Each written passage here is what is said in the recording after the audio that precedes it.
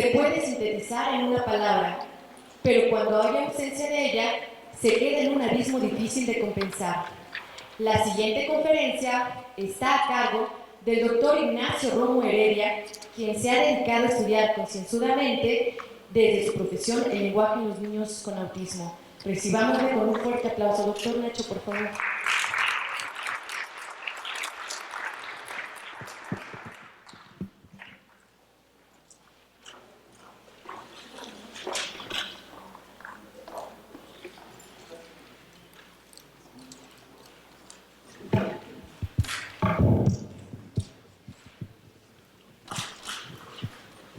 Bueno,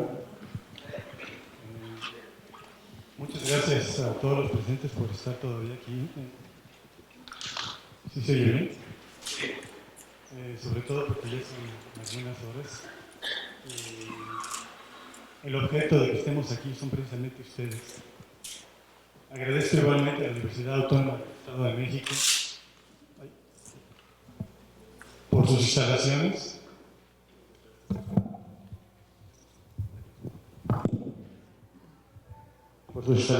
Y al comité organizador encabezado por el profesor Santiago Suárez, Brenda Gil y José Juan Medrano, con los que hemos venido trabajando de mucho tiempo atrás. Bueno, en realidad yo, mi área es, soy médico otorrinolaringólogo. El enfoque que hago del lenguaje en el niño con autismo es un poco tendencioso, así que de antemano me disculpo, ¿no? Esta primera imagen es malísima porque está llena de palabras. Y lo que vamos a hablar es del lenguaje oral, no del lenguaje escrito. Bueno, pero finalmente esto es del siglo IV después de Cristo, es de San Agustín, es de su libro de Confesiones, donde él en castellano viejo define cómo aprendió a hablar y después comunicarse con los demás. En realidad, por ser en castellano viejo, no se entiende muy bien. Habla, por ejemplo, de gemidos y voces varias. Eso se llama vocalizaciones. Entonces él empezó a vocalizar. Ya sea gemidos, balbuceos, monosílabos, fonemas vocálicos y consonánticos. Después el adulto, con gestos y acciones, le presentaba las cosas y las nombraba. Y él colegía que se trataba de tal cosa y trataba de retener la palabra hablada. Finalmente, cuando llegó a integrar, gracias a su capacidad mental, el lenguaje, fue cuando, como dice al final de la transparencia, fue cuando entró en el proceloso mar de la sociedad. Fue cuando se pudo integrar. Proceloso o borrascoso o confuso es sinónimo. Bueno, quitamos, esa es la magia de la ponencia, me disculpo. Bueno, ¿qué antigüedad tiene el lenguaje oral? El lenguaje oral tiene una antigüedad de aproximadamente entre 35.000 a 40.000 años antes de Cristo. El Homo sapiens, que es nuestro antecesor más similar en cuanto a antropometría cefálica y características de psicomotricidad fina, y se llama Homo sapiens porque Homo significa semejante y sapiens, sapiencia o sabiduría. Eso se le atribuye porque desarrolló el lenguaje, no porque fuera muy inteligente. Bueno, van de la mano. El lenguaje oral, ese es el lenguaje oral, escrito, apareció en Mesopotamia y Siria 5.000 años antes de Cristo. Fueron los sumerios en el 3200 quienes iniciaron a desarrollar el lenguaje escrito, que era pictórico inicialmente e ideográfico posteriormente. Eran como pinturas rupestres y hechos de batallas o históricos importantes para los sumerios. En el 2400, los acadios ocupan este lenguaje que fue fonético. Finalmente los sumerios evolucionaron de pictórico a ideográfico y después a fonético. ¿Qué quiere decir lenguaje fonético? Bueno, que los sumerios inventaron el abecedario. hacían tablillas, pusieron sus vocales y sus consonantes, tablillas de arcilla, las almacenaban y cultivaban el arte de la escritura en tablillas. Y los acadios lo distribuyeron de Persia, de la antigua Arabia, de la península arábica, se fueron hacia Asia, India y llegaron hasta Indochina, ¿no? Pasamos a lo siguiente. Esto nada más como para tener una idea de que evolucionamos gracias al lenguaje y a las capacidades cognitivas de muchos miles de años.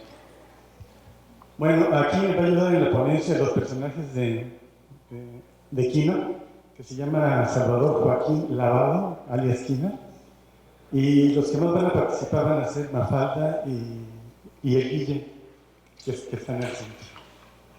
Esto es para que no se me vayan a aburrir, porque el tema del lenguaje es un poquito árido. Bueno, también hay personajes de Schultz, Sachi Brown. Bueno, pasamos al siguiente, por favor. Bueno, el tema es autismo y lenguaje. Yo me equivoqué, no puse lenguaje y autismo. Bueno, inicialmente todos los niños son diferentes. Hay unos muy receptivos, están atentos para la primera fila y quieren ser líderes. Y hay niños que no son autistas, pero que son soñadores, son dispersos. Y hay un tercer grupo de niños como mi hijo o el de ustedes, si son padres de niños autistas. Y bueno, ahí está quitado de la pena Charlie Brown. Y bueno, para ser diagnóstico de autismo es de mucho tiempo atrás también. Tiene que cumplir criterios. Son 3 los criterios actuales para diagnosticar trastorno del espectro de autismo. Bueno, no actuales. Del 2010 a la fecha cambió el título. Yo cuando inicié a conocerlo estaba en el DSM-3, después pasó a ser DSM-4, que es una clasificación de los trastornos mentales, y se llamaba Trastorno Generalizado del Desarrollo.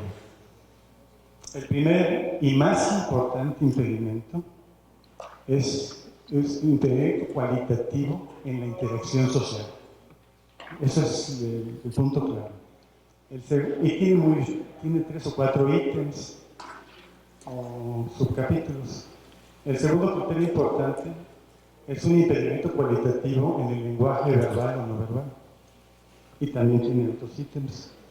Y el último es un patrón de conductas muy restrictivas, impedimentos en la imaginación y impedimentos en la teoría de la mente, que le llaman. El niño autista no sabe cómo piensa el otro porque no está en él, porque él no se conoce a sí mismo, ¿no? La palabra autismo viene de autos, que significa por sí mismo. Entonces, por ejemplo, automóvil, que se mueve por sí mismo, ¿no? Y el autismo, el sufijo, no el prefijo, ismo, significa doctrina. Entonces, como que esto de entender, esta palabra la acuñó Bleuler, antes que Kahneman, que Asperger, pero era médico, y la acuñó pero para aplicarlo en el adulto, no en el paciente pediátrico, o en los niños, perdón. Bueno, fueron simultáneos, creo que fue en 1940 cuando Leo Kanner y Asperger describieron algo muy similar. El autista canadiano tiene bajo desempeño, comprende todo, pero muchas veces no puede decirlo, no puede nombrarlo, y en cambio el Asperger es de alto rendimiento, comprende todo y habla más de lo que comprende, y él se hace bolas en su soliloquio, ¿no? A eso le llaman un déficit semántico pragmático, que vamos a ver más adelante. Pasamos a la siguiente, porque si no vamos a acabar. Bueno, ¿qué nos diferencia de las demás especies? Bueno, aquí está Charlie Brown, con una cabezota, que es muy inteligente, y está Snoopy. Más instintivo Snoopy. Charlie Brown mente superior, Snoopy mente inferior, ¿no? 2 cosas nos diferencian, básicamente. Una es la locución. La locución es el performance del lenguaje. Eso nada más el ser humano lo logra. Snoopy tiene lenguaje, pero es muy limitado, ¿no? Y la otra es la psicomotricidad fina, o sea, la posición de jugar con el índice y la mano para que la sensibilidad y la motricidad, eso nos permite modificar el entorno, todo el entorno. Eso nos permitió a llegar a ser gigantes. Hemos echado a perder el planeta por la psicomotricidad, la mente y el lenguaje. Pasemos a la siguiente, por favor. Eso, ¿no? Autista Linus. Tiene rasgos autistas, pero no es autista, ¿no? Él juega eso, se aísla, tiene su frazada que podría catalogarse como un instrumento de autismo, y se lleva de la boca, igual que yo, y no es autista, no llevan los criterios. Este es un distractor nada más. Pasamos al siguiente, por favor. Ojo, estas transparencias, estas imágenes, me quedé en el siglo pasado, estas imágenes de Mafalda son la práctica de hoy. Le dice a su hermanito Guille, y dice: hola Guille, ¿cómo te va? ¿Y qué observan ustedes ahí? Bueno, el Guille primero hace fijación visual igual que Mafalda, pero el Guille le responde como responde un preescolar, un lactante menor. Entonces, gestos y acciones y vocalizaciones. Pero si se fijan en estas vocalizaciones, pega dos consonantes, una vocal, o dos vocales, una consonante, y entonces en realidad no es un monosílabo. Sí da un monosílabo, es que da.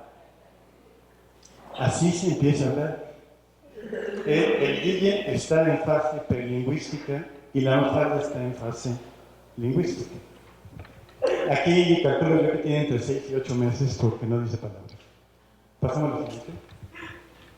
Bueno, el Guille sigue hablando bla, bla, bla, bla, bla, bla, bla, que sabe qué. Pero Mafalda está inexpresiva, ni siquiera le pinta boca. Esa es una genialidad del caricaturista, ¿eh? Y acá finalmente se queda dormida. La siguiente. La siguiente, por favor. Entonces regresamos. Me quedé dormido junto con el Guille. Aquí dice Mafalda: pobrecito, qué mal maneja todavía sus relaciones públicas. ¿Quién tuvo el error en la comunicación? Definitivamente. No se pudo poner a la altura de Guille. Y ahorita vamos a ver cuáles son los prolegómenos del lenguaje o estados mentales para que se dé el lenguaje. La siguiente imagen es una perla, ¿eh? Había que memorizarla. Es muy útil. Dice: etapas del lenguaje. Dice: se distinguen dos etapas en la adquisición del lenguaje: la etapa prelingüística y la lingüística. De la etapa prelingüística, los prolegómenos son compartir afectos, compartir atenciones y compartir intenciones comunicativas.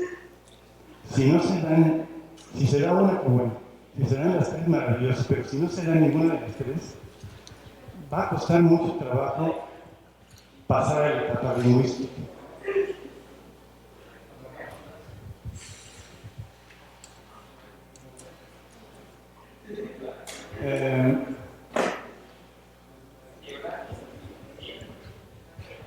La etapa lingüística se caracteriza porque hay una protoconversación. Se supone que ya hay lenguaje y léxico, aunque sea no rudimentario. Hay, llaman sintaxis y morfosintaxis. Y entonces el que habla después escucha y el que escucha después habla. Es un juego de ida y venida. En la primera etapa prelingüística es importantísimo lo innato. Tenemos que tener una clara genética que nos permita desarrollar bien la etapa prelingüística. Y en el niño autista esta innatez no se da bien, probablemente por inmadurez, porque no se haya minimizado bien a nivel de corteza o a nivel de vía auditiva y tallo. Todavía no se define. Y bueno, dice aquí que los contextos es cuando se logra en realidad el lenguaje. Pasamos a la siguiente. Esta es otra finalidad. Bueno, aquí ya el Guille, por imitación, ya está aprendiendo a hablar y está ahora incursionando en el espacio exterior. Y entonces, lo intenta. Junto con esto amplía todo el universo del Guille, ya no está en una cama, nada más con una relación con la hermanita, ¿no? Se expande sus fronteras. Pasamos a la siguiente. Bueno, pero toda incursión es peligrosísima, ¿no? Entonces pueden ocurrir eventos no deseados.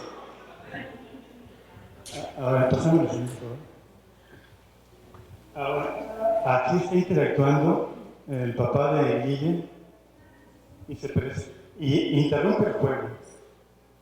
Ahí está, primer error. Después le dice, pues sigue, y no le dice nada. Nada más, está diciendo vocalizaciones, no está emitiendo palabras. Y después le dice gruchi, panchota. Entonces eso pues no le simpatizó, miren. Hacen fijación visual, eso es importante. Y después esas secciones para que se dé el evento comunicativo. Pasamos al siguiente. Aquí le dice que no, capichi, le dice no funciona. Y entonces le da la espalda y se dedica a lo suyo. Y no es un niño artista, ¿eh? Pasamos a lo siguiente. Bueno, aquí está la parte teórica, es un poquito enredada, a ver si me puedo dar a entender. El lenguaje entra, el oral, por vía auditiva, y el escrito, pues, vía visual. Somos sensoriales, los 5 sentidos. Todo sirve para relacionarnos. Olfato, oído, gusto, tacto, audición, equilibrio, psicomotricidad. Los somatosensoriales es importante, probablemente muy importante. Bueno, aquí es Sally, se llama Sally. Y dice, esto lo tomé porque San Agustín decía que el proceloso mar del lenguaje, ¿no? Ojalá pudiéramos ver las palabras, ¿no? Y leerlas si no las escuchamos. Pero bueno, hay una frecuencia del habla que va de los... El sonido tiene 2 características: frecuencia o tono y la intensidad en decibeles, volumen. Con mucho volumen y con las palabras adecuadas se puede oír, escuchar o discriminar. Todos los que están aquí presentes están oyendo, pero probablemente para que puedan escuchar y entender me tengan que oír un poquito más fuerte. El escuchar es voluntario. Aparte, hay que estar atentos, hay que tener la voluntad de estar atentos para poder escuchar. Y si hablo más fuerte, entonces a lo mejor van a discriminar las cosas, mis teorías que estoy diciendo, ¿no? Que no son mías, ¿no? Bueno, el lenguaje, el rango del lenguaje en tonos va de los 200 a los 2000 Hz. Ahí se ubican vocales y consonantes. Por ejemplo, la G y la K son 240 Hz, la B y la P 1400 Hz, la D y la T 1800 Hz. Las vocales A, E, I, O, U no requieren en realidad de la frecuencia dada. Se distribuyen de la gama de los grados de los agudos pasando por la gama media del lenguaje. Pero las consonantes, que son fricativas o áfonas, entonces sí requiere que se ubiquen en ese rango de frecuencias. Para decir un monosílabo hace falta pegar por ejemplo, ustedes procuren pronunciar la G y la K, sin las vocales. ¿Vale? O la B y la P, va a decir. Entonces, El lenguaje es complicado porque para eso yo pienso que se restaron mucho la neurona y hubo que pegar vocal consonante, monosílabos, bisílabos. Ya con bisílabos ya tenemos mamá, papá, leche, carro, y ya se va. Posteriormente, del bisílabo se forman los sujetos, se pueden nombrar los objetos. Si se conjugan con verbos, se inicia la gramática. Y después vienen los complementos para ver la legitimidad del enunciado. Y en realidad lo que están oyendo no son palabras sueltas, sino son frases y oraciones que estoy pronunciando para poder comunicar con ustedes. La primera fase neurolingüística del lenguaje es la fonológica. Pasemos a la siguiente, por favor. Bueno, esa transparencia está tan mala que no sé, me disculpo. Bueno, en la siguiente etapa, la primera es la fonológica, la segunda es la gramatical o morfosintáctica, que es la del léxico, y la tercera etapa es la etapa pragmática o semántico-pragmática, la de los significados. Cada palabra y cada oración o frase puede tener varios significados. ¿Sí? ¿Sí? ¿Estamos de acuerdo? Pasamos a la siguiente.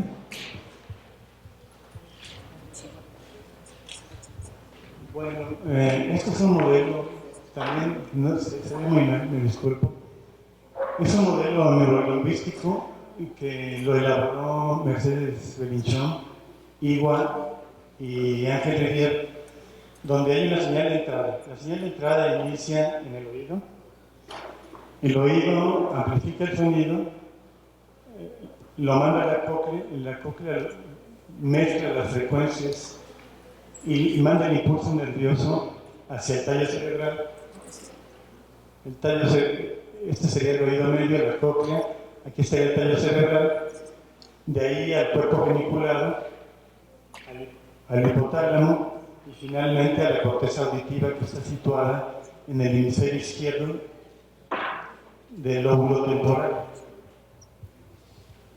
Ahí es donde el área, la etapa fonológica y sintáctica ocurre en el oído, tallo, hasta el hipotálamo. Pero la etapa semántico-pragmática ocurre a nivel de corteza cerebral. Pasamos a la siguiente. Bueno, esta sí vale la pena estar atentos. Es importante para mí, por lo menos. Dice, los aspectos se dividen en dos, según Noam Chomsky. Uno son los computacionales, que son innatos, y los otros son los conceptuales. En los computacionales se ubica lo fonológico y lo sintáctico o morfosintáctico.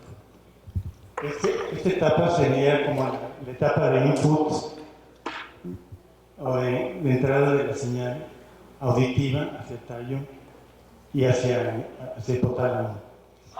Y en el aspecto conceptual, eso implica ya un análisis semántico y pragmático de las frases y oraciones que van llegando y que se fueron ensamblando en el área de la corteza temporal. Ahora, los niños con autismo, como vamos a ver más adelante, tienen problemas fonológicos, sintácticos, semánticos y pragmáticos. Entonces, si fuera fonológico, pues le ponemos un implante coclear o un auxiliar auditivo.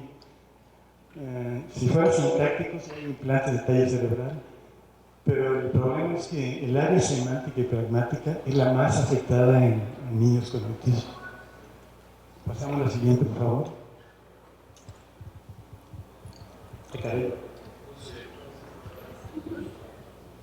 Bueno, la siguiente. Bueno, este es un gráfico de Rapid y Allen en un libro que se llama Disfasias, y él compara las barras oscuras, que son las de niños disfásicos. Disfasia quiere decir que tiene dificultad para el lenguaje. Afasia que no tiene lenguaje.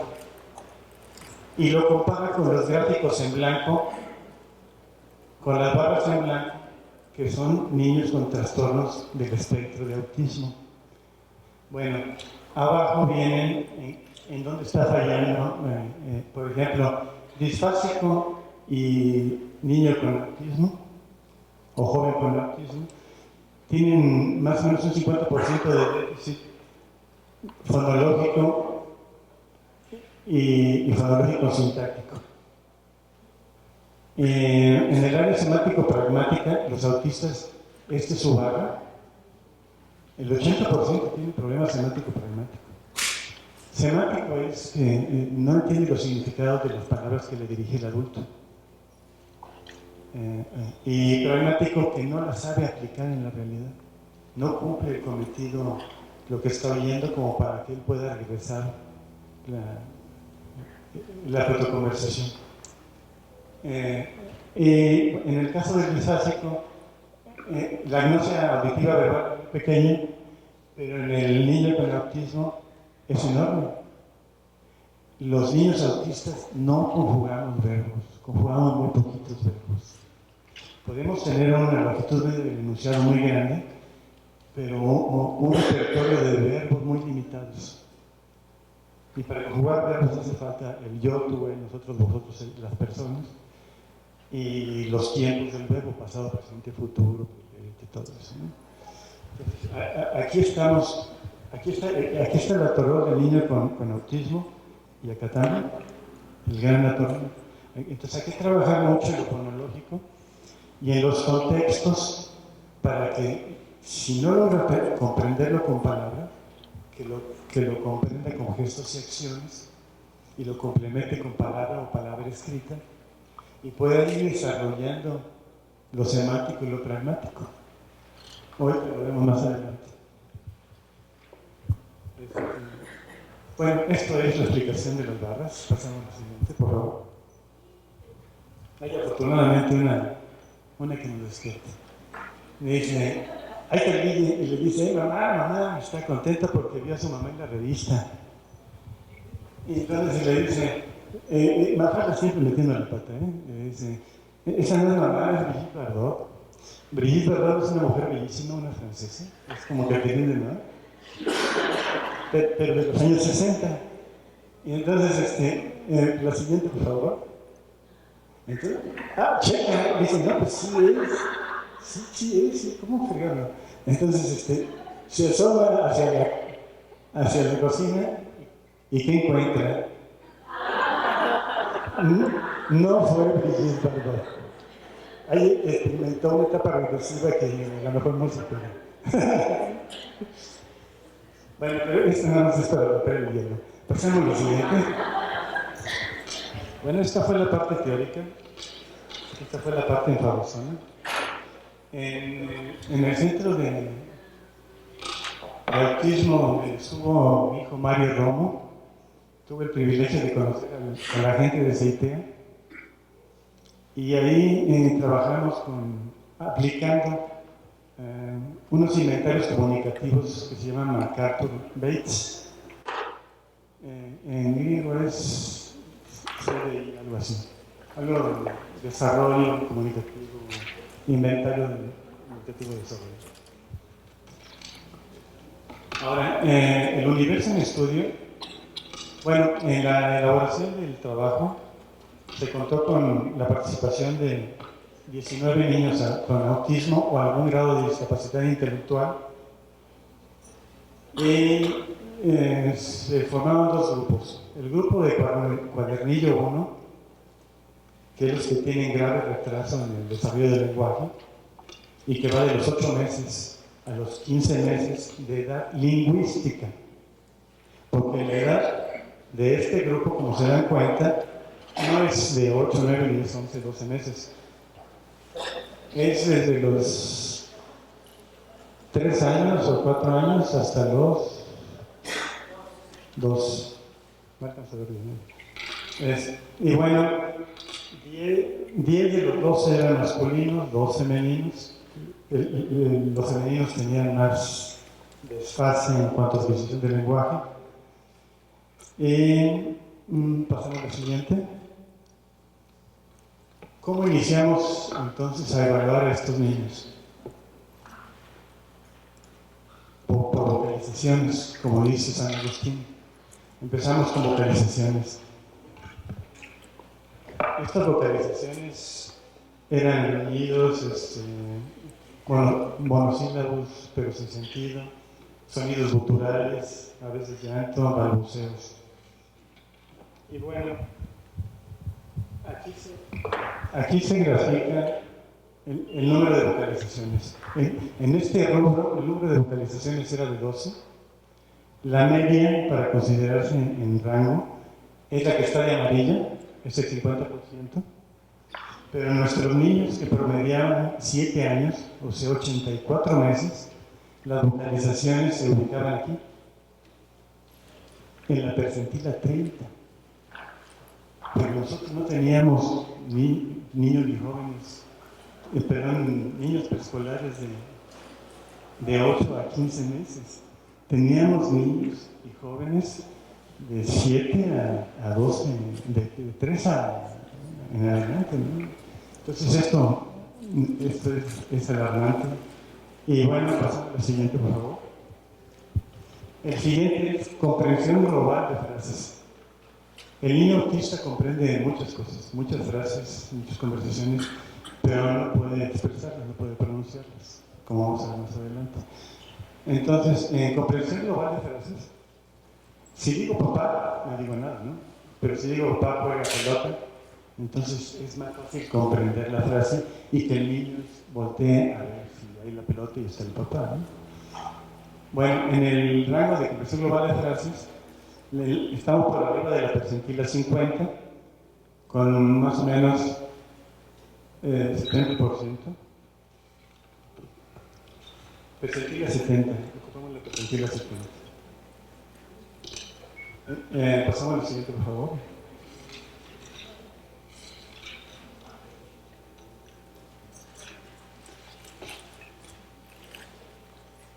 Bueno, ahí en comprensión de frases se ocuparon 32 frases y ellos dijeron el 26% más o menos de esas 32 frases. Bueno, este es comprensión de palabras. En comprensión de palabras son 303 palabras las que se les mostró para ver cuántas podían poner. Se supone que a los 8 meses no hay palabras que pueden pronunciar, aunque sea un niño prodigio, probablemente diga una, ¿no? Que es un garbanzo de libro. Al año comprenden 86 palabras, esto es en general de la población, pero nada más dicen 60. Y a los 15 meses comprenden 162 palabras, pero va de un mínimo de 19 que comprende y dice a un máximo de 60. Bueno, aquí en comprensión de palabras tiene que comprender más del 50%. Aquí estamos. ¿Sí los ubican? Aquí serían 100 palabras y estamos en 102 palabras y ocupa una percentila 35. Nuestra población, el gráfico se detiene ahí en 15 meses, porque no se puede ir hasta 84 meses. Esta información, para poder elaborar, la fuente de información fueron los papás. Lo más frecuente es que sea la mamá. Y ella nos decía, dice esta palabra, dice la otra, y se va registrando. A la mamá se le muestran 303 palabras, y ella las va señalando y se va haciendo el puntaje. Y después extrapolamos a los gráficos que ya vienen tamizados y nos damos al tope del grupo de 8 meses a 15 meses. Bueno, dice, en la población de niños de 7 años, la comprensión de palabras tiene una media de 160 y que corresponde a la percentila 55. Y la producción de palabras, la siguiente por favor. Producción de palabras, ¿sí? Son 60 palabras las que se escogen y la producción de palabras crece de manera gradual y constante. Muestra una aceleración a los 13 meses y culmina a los 15. En nuestro grupo la media es de 57.6, que tiene un valor percentil de 90. Aquí serían 60 palabras y aquí estamos nosotros con la percentil de 90. Tenemos que romper el número de palabras porque en nuestro grupo en estudio había 2 niños con Asperger y esos niños con Asperger decían las 303 palabras, por decir algo, o si no decían esas, decían 299, ¿no? Pero teníamos niños con agnosia verbal, 2 de ellos, que no decían absolutamente palabras. Pasamos al siguiente. El siguiente rubro de vocalizaciones prelingüísticas es gestos y acciones. Los gestos aparecen más precozmente, las acciones tardan en aparecer. Y en el rubro de gestos y acciones se valoran 13 gestos. Esos gestos pueden ser tirar besitos, mover la cabeza diciendo no, mover la cabeza diciendo sí, tratar de alcanzar algún objeto cuando se nombra, etc., ¿no? Y bueno, de los 13 gestos, este primer grupo de 12 niños y jóvenes con autismo entendían 8.2 o hacían 8.2 gestos, que corresponde a la percentila número 25. Volvemos, lo amarillo es el 50%, este es 25% y este es 10%. Pero nos quedamos, el niño autista no hace fijación visual. No hace fijación visual, entonces no ordena los gestos y las acciones del entorno porque le genera ansiedad. Bueno, esas son las tantas explicaciones, ¿no? Él más bien hace muchas acciones. Está en constante movimiento. Entonces, también es una forma de comunicación importante.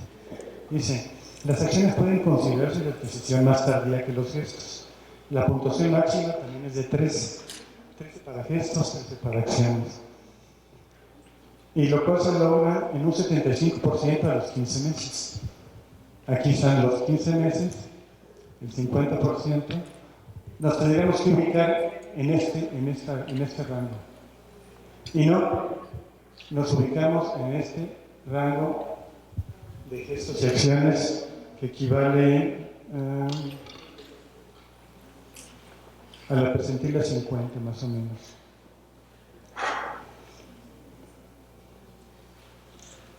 Y el último gráfico es la sumatoria de gestos y acciones.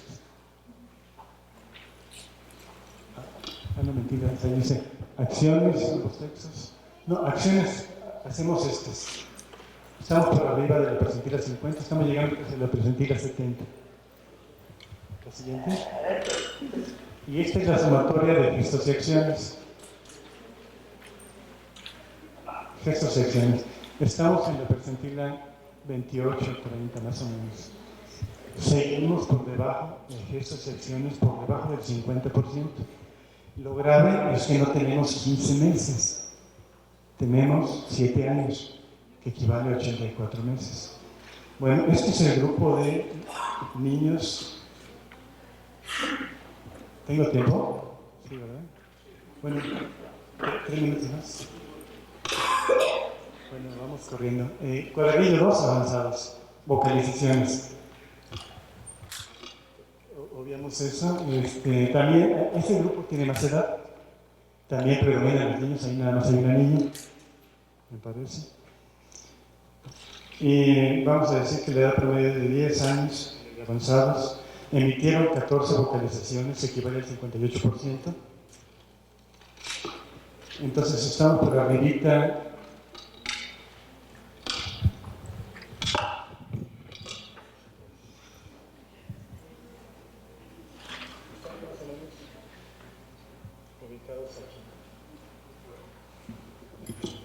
La siguiente, por favor. producción de palabras. En producción de palabras estamos en el 50%. Volvemos aquí el grupo, el cuadernillo 2, va de los 16 a los 30 meses. O sea, de 1 año 4 meses a los 2 años 6 meses.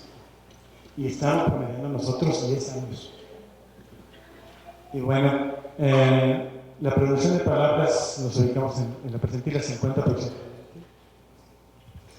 La producción de palabras ya no era de 300, aquí son 588, y aquí pronunciaron 402 palabras. A los 2 años, 270, la norma, a los 3 años, 890, a los 4 años, 1500, y a los 10 años tienen que haber pronunciado 2200 palabras. Entonces, nosotros estamos en 400.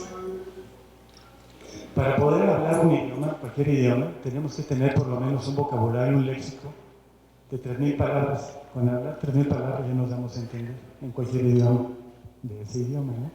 La siguiente, por favor. Terminación de palabras. Bueno, en terminación de palabras estamos ubicados aquí. Son 17 a agarrar. Ellos consiguieron 9.4 y estamos en la percentila número 20. Pasamos a la siguiente.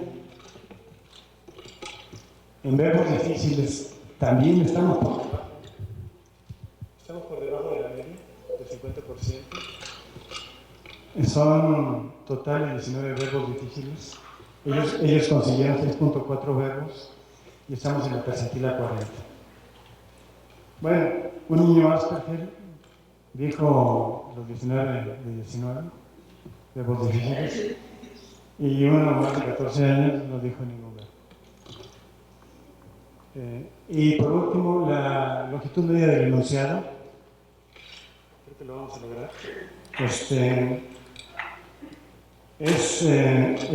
El límite máximo es de 10 de longitud media de enunciado y un mínimo de 10 palabras a 2 palabras. Y bueno, con el 4.2, palabras combinadas, nos ubicamos en una edad lingüística de 30 meses. Y nos ubicamos en la percentila 25. Y ya para resumir, complejidad morfosintáctica. En complejidad morfosintáctica estamos por arriba de la media, tenemos 70 palabras a los 30 meses. Y lo último que les voy a leer, ya para no atormentarlos mucho, dice: el autismo no es un problema específico del lenguaje. No es un problema fonológico aislado, sintáctico aislado, semántico, pragmático aislado, no. El déficit más importante es conceptual y es semántico pragmático. Y lo que se ha comprometido, al no ser un problema específico del lenguaje, cuesta mucho trabajo trabajar todas las áreas del lenguaje. Y entonces lo que se ha comprometido no es en realidad el lenguaje en sí per se, sino no es una función del sistema, sino una modalidad de vinculación sujeto-mundo. Los terapeutas del lenguaje deberán intentar recuperar la red de significaciones que permita acceder a una conducta comunicativa.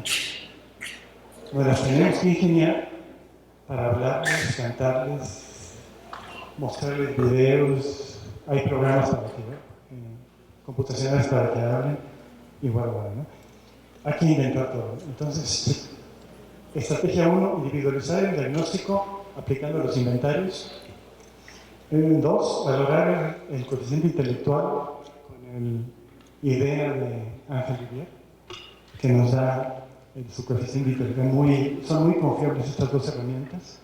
Y manejar contextos, muchos contextos, tanto familiares, sociales, escolares y apoyo psicológico. Ese trabajo ya tiene un tiempo, en el 2009 se realizó y colaboraron todos los que estábamos ahí en el grupo de trabajo del CITEA. Y a todos ellos les doy las gracias por echarme la mano con mi chamaco cuando hizo falta. Finalmente, el autismo no es una psicosis infantil, que nos quede claro, no son loquitos. Es más bien una medida de defensa del niño para no desarrollar una psicosis infantil. En realidad, el mundo que vivimos, del día a día, no sé cómo nos mantenemos cuerdos todos y cada uno de nosotros. Muchas gracias. Doctor Ignacio Remedia, vamos a proceder a la entrega del reconocimiento por su participación en esta convención por la concientización del autismo 2017. Despidámosle con un fuerte y caluroso aplauso.